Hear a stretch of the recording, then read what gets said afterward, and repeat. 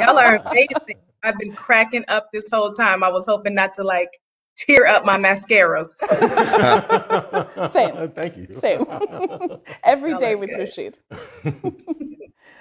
Thank you so much for joining us. We're really excited to have you on the show. Like many other folks I know, you have many jobs and titles, as Rashid was reading them out, and also writing in addition to those jobs. And I was wondering, how do you balance all of these elements in your life? What do you do? I realized that there is no balance. I had to give up that idea of perfection, and I just try to make sure that everything I'm doing, the nucleus is always poetry. So as long as it comes back to the poetry, I'm able to use that as an education tool. I'm able to use that as a way to protest. I'm able to use that to engage in communities, both in academia or in office.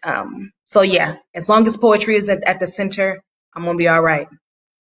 Word. Word. Speaking of poetry, I'm a little bit curious to how you feel spoken word is faring on the internet right now, and how is Bowery Poetry Club doing?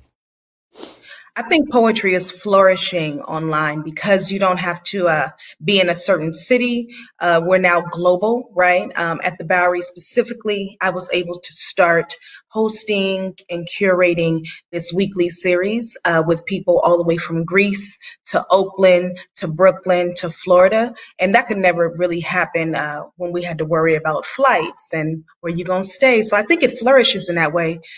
Folks are falling in love with new voices every second. That's really beautiful. Can we talk a bit about your new book, Chlorine Sky? What was your inspiration for writing it? Well, I grew up a Black girl in California, and we learned very early who was worth fighting for, who was worth being called pretty, and you learn your role very quickly as a young person. More times than not, they don't understand that they are perpetuating things that they've seen on TV or whatever they think will make them cool.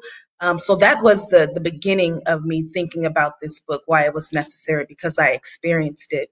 Teaching in New York City, I didn't realize team light skin and dark skin was a thing. And so I thought, let me write this story because this is an old, tired tale. And if anybody's going to change it, it's got to be the young people. So I wanted to do something just for them. That's great, but now I feel really guilty for all of the jokes we just made in the You have jokes? Well, I want drop jokes. Yeah. Oh no, that was good. I laughed. Good, cool. Great, as long great. as Team Light Skin. You gotta have humor still. It was all in love. Indeed. The book, it reads as a sequence of poems in a tone that would be natural to the speaking rhythm of the narrator, which is a young Black girl. I think poetry is as much a listening experience as it is a reading experience. But is there a specific voice that you think of reading this aloud? I did the audiobook, so it was my voice. Yeah, I don't know. When I think of who would play it as a film, that changes drastically. But when it was written, there was a lot of musicality written to it.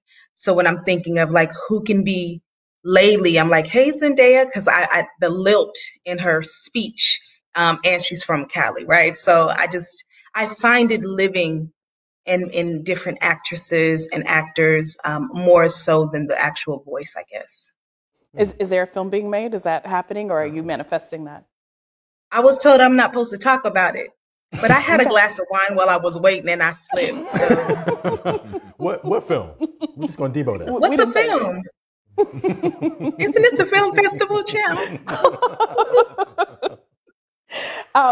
Colorism, as you were mentioning, is a prevalent theme in the book and can definitely be a powerful conversation amongst young people. What do you think the approach, or how do you approach that? Sorry, I also had a little bit to drink in my cup. How do you think that conversation is approached differently for people reading the book? You know, if they're sort of children or young adults, do you think it shifts for them? I think for children, they're able to articulate it for the first time. They're like, oh, that is wrong, or oh, that's not very kind. I think as adults, though, we finally have a name for the pain that we have carried. You know what I'm saying? So I think it can change even with the same story. It can meet them at different access points. Yeah. And what are you working on next? Well, I just turned in the response to Chlorine Sky, so it's in the universe. I'm really interested in centering Black girl voices. I know what it's like to go look in bookstores and libraries, and you see like maybe 2 out of 20 books that are remotely like you, but even then it doesn't center your voice. You're always, on the side, or someone to be made fun of, or someone who needs saving. And I was just interested in bringing Black girl voices to the center, and watching them blossom, because we really are magic. We are. That's amazing. That's amazing. That's amazing. I have an extra question that I want to ask. This a little touchy. But as an organizer and an activist, what do you think of the Poetry Foundation 6 months after the successful ouster of their president and board chair? She signed the open letter against their shady response against the uprisings in June of 2020. And so what do I think about Poetry Foundation now? Yeah. I, I think there's a lot of work that needs to be done, right? And I think that you have young people who are at the forefront, who are consulting. I mean, it's a gift. They are giving the offering, but they're also consulting the old gatekeepers on the way in which we're trying to live in a sustainable and equitable society. That means, GNC needs to be respected, right? That means you need to have more Black women, more queer people, more brown people, more marginalized voices that have always been whitewashed or pushed to the side. Give them space to come in without the old ideas of what is good and what is deemed respectable, what is valid poetry. Word. Thank you for that. Thank you for that. It's been so wonderful having you here, and thank you. And we're really excited for the thing that we cannot name and talk about. Well, we look forward to seeing all of your work in its many forms manifest in the future. And thank you so much for joining us this evening. Thank y'all so much. Y'all are amazing. Be well. Thank you.